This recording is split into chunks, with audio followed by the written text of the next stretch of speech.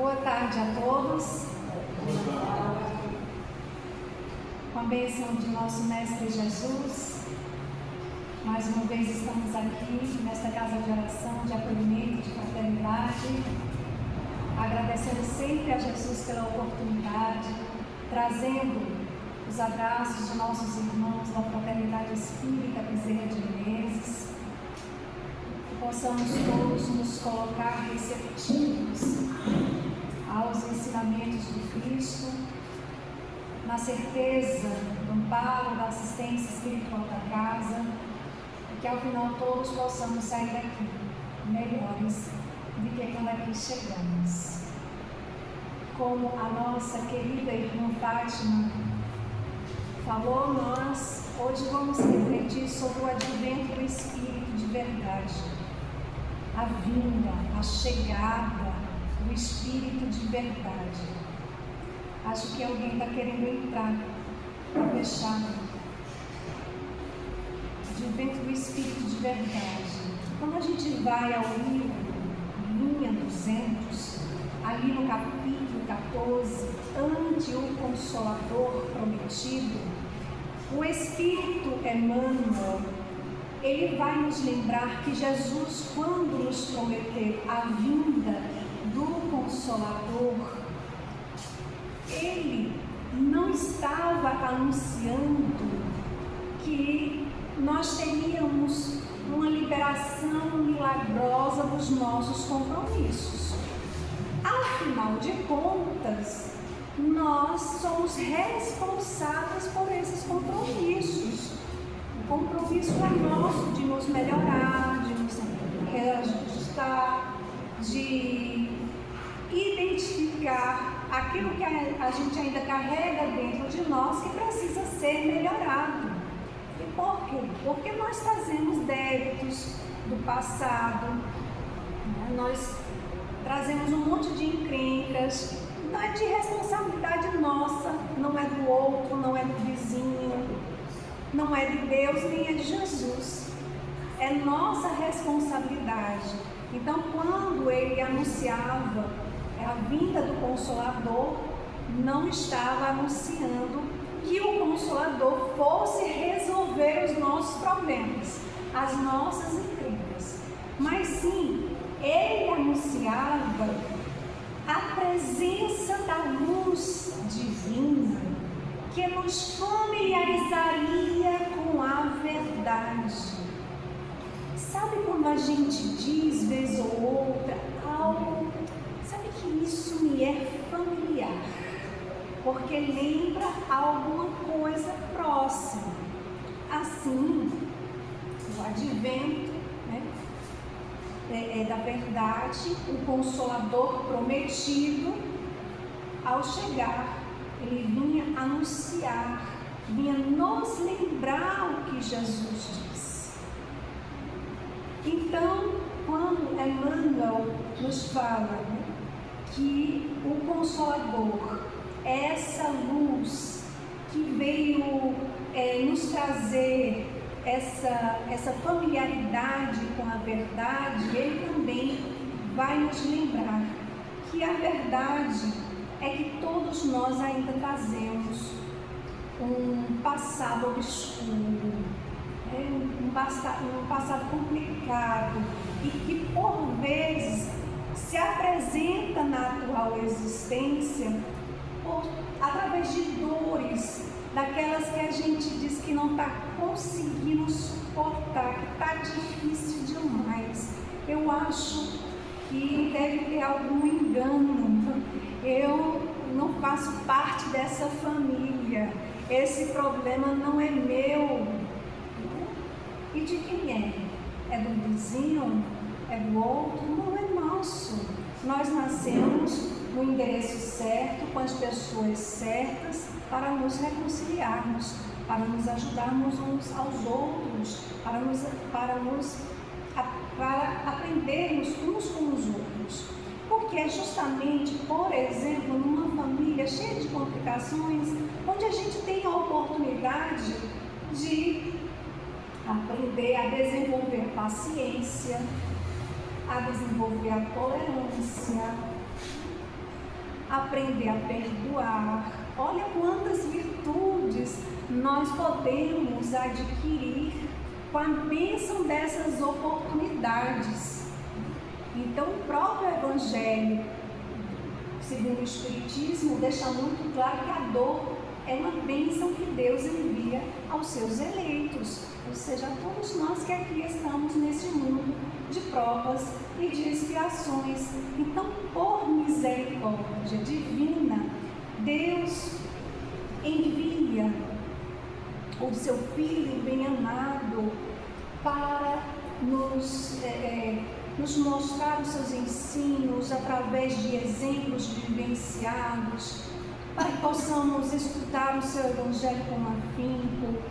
E mais, nós temos a luz da doutrina espírita para aprendermos a estudar, meditar melhor sobre os ensinos do Cristo. Então, no Evangelho segundo o Espiritismo, no capítulo 6, a instrução dos Espíritos, nós temos o advento do Espírito de verdade, que é a chegada, a vinda do Espírito de verdade. E Kardec apresenta 4 mensagens ditadas pelo Espírito de verdade.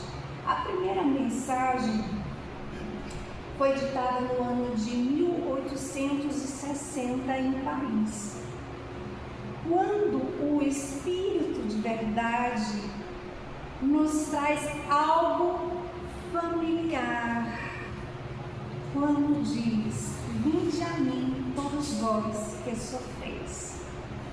Essa frase nos lembra quem? O Mestre Jesus falando aos nossos corações: vinde a mim todos vós que sofreis. Ora, nós estamos num mundo de provas e de expiações, e neste mundo, nessa escola que é o planeta Terra, nós temos dores, sofrimentos, aflições, dificuldades, família complicada, a gente tem um monte de coisa boa aí, não é? Que é apresentado para a gente aprender com ela.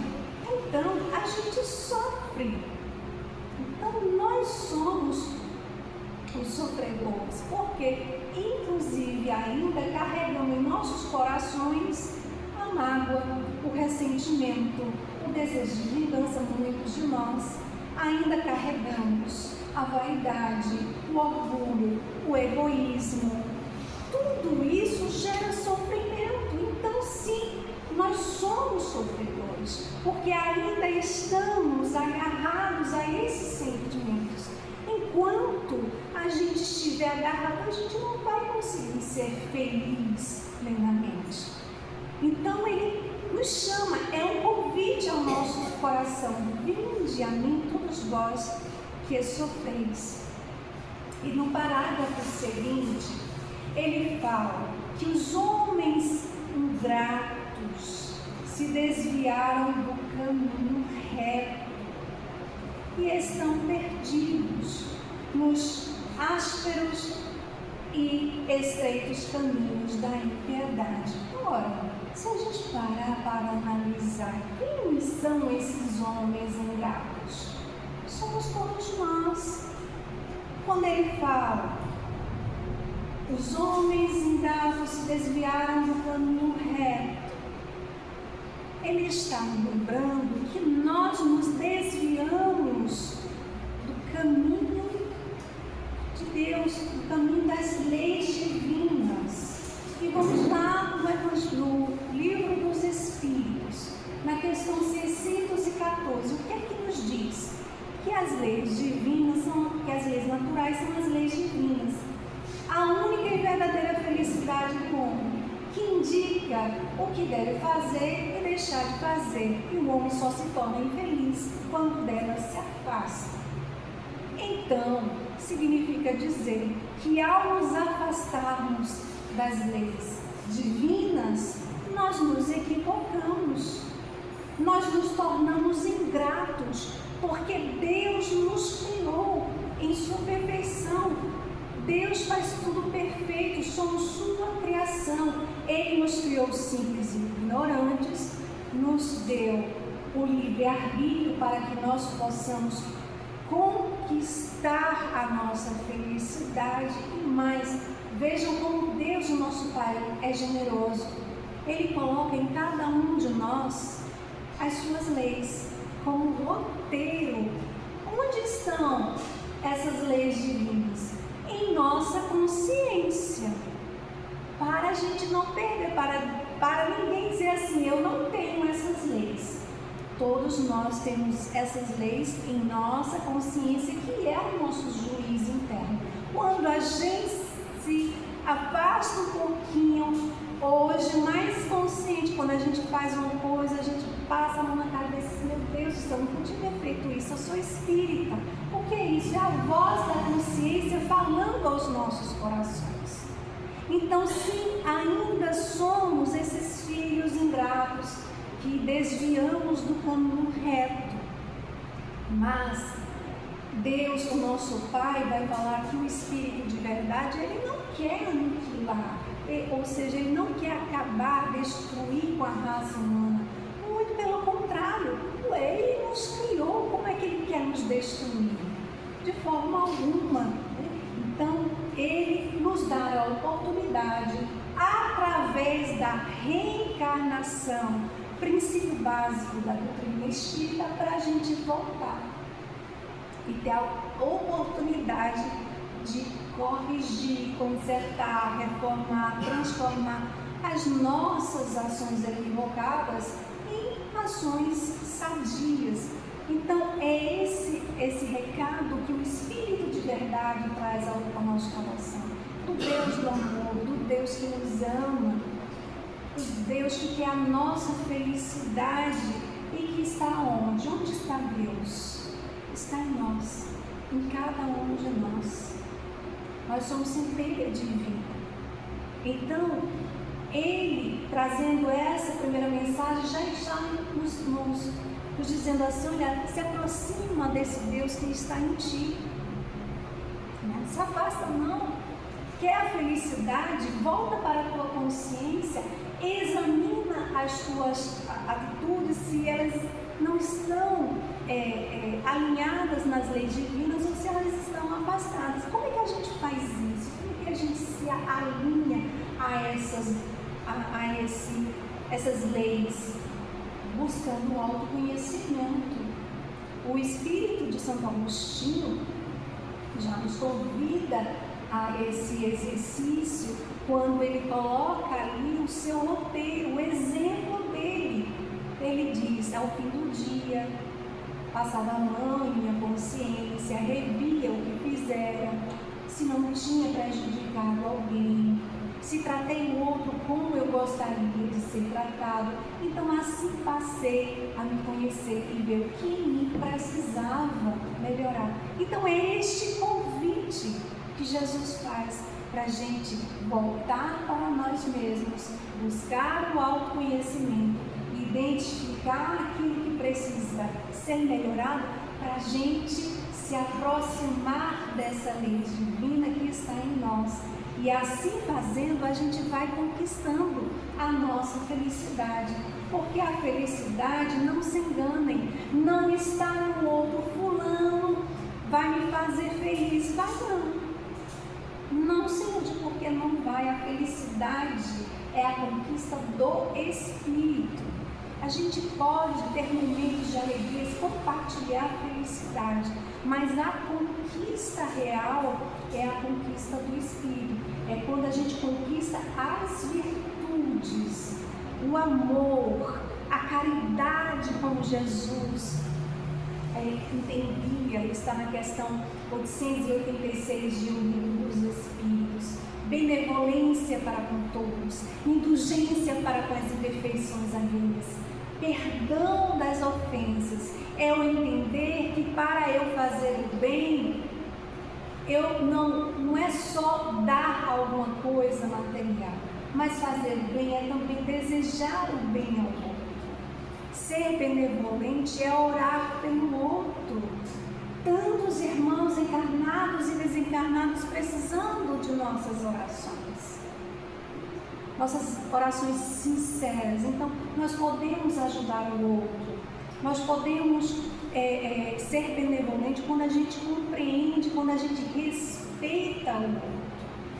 E aí ele nos traz a indulgência, ser indulgente para com todos, ser indulgente para com as imperfeições alheias, compreendendo que também nós temos as nossas falhas, que também erramos, e que não cabe a nós apontar o erro do outro, divulgar o erro do outro. Infelizmente, as redes sociais, ela está vista como se fosse algo para a gente ficar detonando um ao outro, uma revista de fofoca. E as redes sociais, ela é muito importante, sobretudo para nós espíritas, divulgarmos o Evangelho de Cristo, saber utilizar essa ferramenta e não ficar perdendo tempo ali buscando saber o que o outro está vestindo, o que o outro está comendo, para onde o outro vai. Olha, tu viu, fulano está em Paris, mas olha para isso, não tem nem dinheiro, está lá se amostrando, está lá naquele frio terrível. Então, as redes sociais, elas devem ser vistas como um benefício, que a gente deve utilizar essa ferramenta, porque se assim não fosse, pode ter certeza, não teria chegado até nós. Mas como o progresso também é intelectual, ela chegou até nós, né? Então devemos melhor aproveitar. E o Espírito de verdade segue na sua lição e diz assim: orai e crede, porque a morte é a ressurreição. E podemos entender, morre o corpo físico, ressuscita o corpo espiritual. Também podemos entender a morte de nossas imperfeições, como vai dizer lá no livro Paulo Estevam, Gamaliel, conversando ali com Saulo de Tarso, logo depois do encontro dele às portas de Damasco, ele diz: Saulo, é preciso exterminar o homem velho para fazer surgir um homem novo, nascer, renovar. Como é que a gente mata, extermina esse homem velho? É exterminar a vaidade, o orgulho, esses sentimentos doentios, para fazer surgir um homem, um espírito renovado, que pense no amor, que faça coisas boas, que transforme não só a própria vida, mas também colabore para a transformação dos nossos companheiros. Afinal de contas, nós também podemos ser co-criadores em plano menor. Nós temos o Cristo, que administra o planeta Terra, é o co-criador em plano maior, e nós, né, somos convidados a ser co-criadores em plano menor, e estar ajudando, contribuindo no bem da humanidade. A gente não vai ajudar se a gente desmerece esses ensinamentos, se a gente ignora, se a gente pega apenas o livro, folheia e não presta atenção naquela mensagem que é para nós. Muitas vezes o que acontece? Ou até mesmo na reunião pública ou no evangelho em casa. A gente chega numa reunião pública, muitas vezes alguém diz assim: nossa, fulano devia estar aqui. Essa mensagem é da fulano. Abre o evangelho em casa, mas tu vê e sabe, olha, fulano devia estar aqui para ouvir isso aqui. Não se engane, a mensagem é para nós, não é para o outro, é para nós. Quando a gente ainda aponta para o outro, é porque a gente ainda não entendeu. Nós não somos melhores que ninguém. Nós somos aprendizes, estamos aqui para aprender sempre.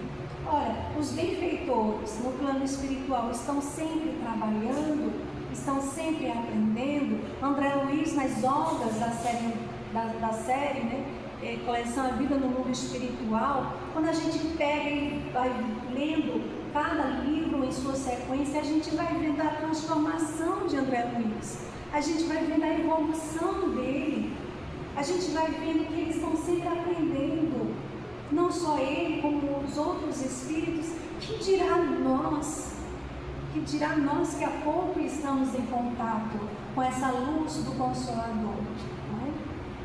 Então, ele ainda vai nos dizer: e a vida é a prova escolhida,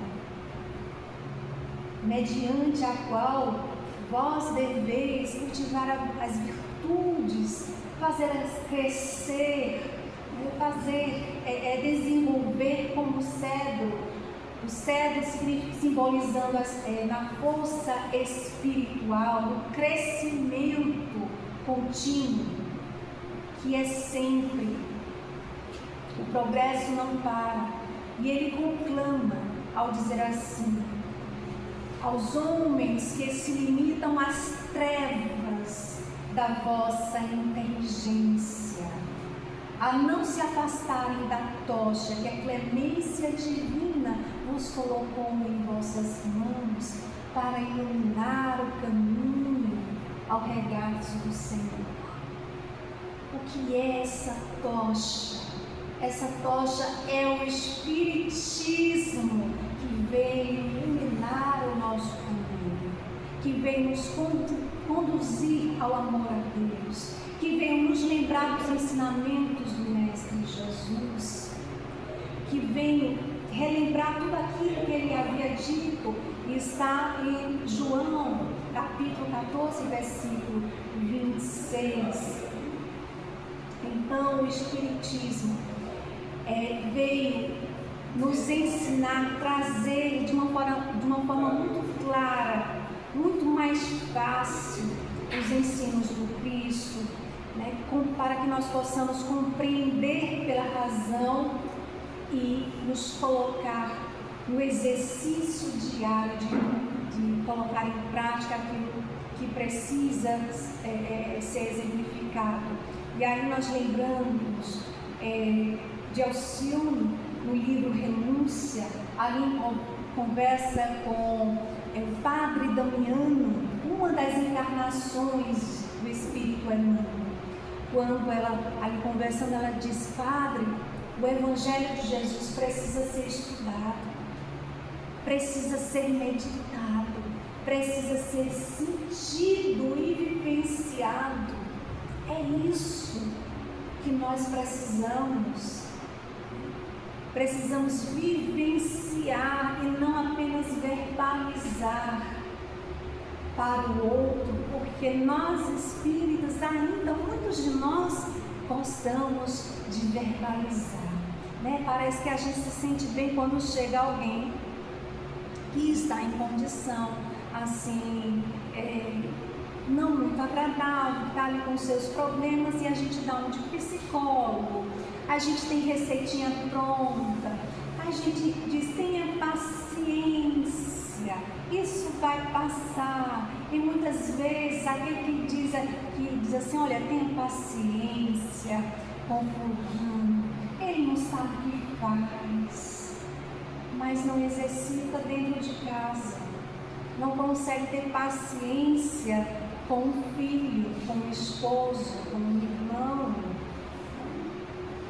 Então, a lição é sempre para nós. Veio primeiro para nós, para que pudéssemos passar para o outro através da exemplificação. O Espírito Emmanuel dizia ao Chico: a palavra pode até convencer, mas só o exemplo arrasta. Que possamos ser esses exemplos que arrastem em outros corações. E aí ele prossegue e diz assim: o Mestre, tocado de compaixão pela nossa imensa fraqueza, estende suas mãos e fala: crede, amai, meditai as coisas que vos são reveladas. Quem está revelando? A luz do Consolador, a doutrina dos Espíritos, que veio revelar tudo aquilo que ele já havia dito. Então, crede, amai, meditai, em seguida ele fala diretamente aos nossos corações. Espíritas, amai-vos. Este é o primeiro ensinamento. Como é que a gente está amando? Como é que está sendo a qualidade do nosso amor? Estamos entendendo o amor só para mim, para os meus? Esse amor egoísta? Ou estou entendendo o amor que Jesus nos pede quando ele diz: amai os vossos irmãos como eu vos amei? Ou seja, estendendo, ampliando. Ele deixa muito claro na oração dominical, quando inicia dizendo: Pai Nosso. Ele estava ali puxando a nossa orelha, dizendo assim: olha, presta atenção. Deus é Pai de todos, independente da cor, independente do partido político, independente da condição social, independente do sexo, independente da religião, não importa, somos todos irmãos e filhos de Deus, o nosso Pai. E é esse amor que nós devemos desejar para todos os nossos irmãos. Quando a gente deseja o bem, a gente está amando. Quando a gente está tratando o outro como a gente gostaria de ser tratado, a gente está exemplificando esse amor que Jesus nos pede.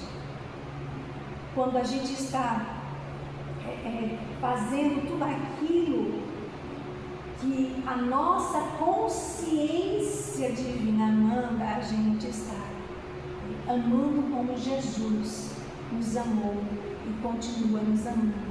Quando ele diz: espíritas instruídos, esse é o segundo ensinamento.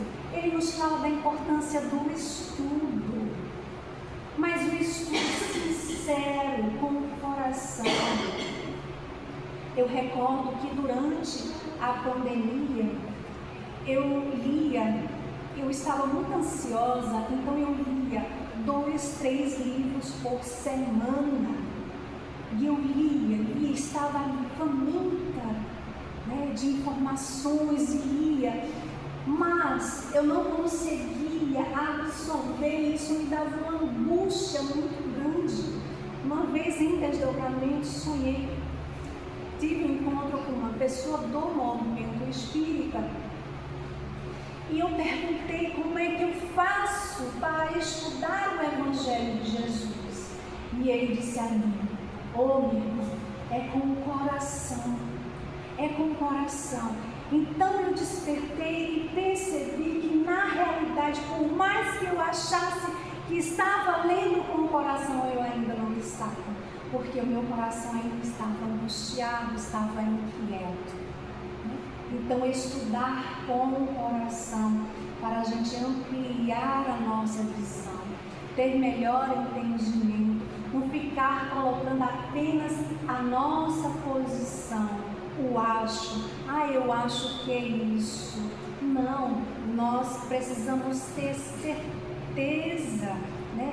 E o que nos dá a certeza de um olhar mais claro é o estudo sincero que ilumina os nossos corações. E quando ele diz: irmãos, nada perece, Jesus é o vencedor do mal, sede o vencedor da impiedade, ou seja, da incredulidade que nós mesmos carregamos dentro de nós. Por vezes a gente tem atitude assim, a gente acredita desacreditando, a gente confia desconfiando. Então a gente não confia, então a gente não acredita. Assumamos, né, que a gente precisa se esforçar mais para confiar, para entender que na realidade não tem nada errado fora de nós. Mas está acontecendo guerras, mas a política está aquela confusão, mas isso, mas aquilo, mas a minha família, está tudo certo fora de nós, cada um no seu processo. O que a gente enxerga como mal no outro, é aquele mal que está refletido, que está em nós, que precisa ser burilado, precisa ser mudado. Quando na segunda mensagem que está no Evangelho, ele diz que vem lembrar da misericórdia divina, que o enviou para ensinar e consolar os pobres deserdados através do amor. E ele pede para começarmos no dia seguinte, mais confiantes, trabalhando no bem de todos. E aqueles que carregam os seus fardos e que ainda assim ajudam aos outros são os seus bem-amados, porque estão no caminho com Ele, porque entenderam a importância de carregar sua cruz, não ficar lamentando, não ficar se queixando, não ficar reclamando, e sim ter consciência que a gente está no mundo de provas, de expiações, mas não é por acaso, é porque a gente tem um passado muito complicado. E por isso que aqui voltamos. A gente quer crescer, quer evoluir, então nos esforcemos para que a gente possa alcançar uma evolução que nos permita viver em mundos mais felizes, mais avançados.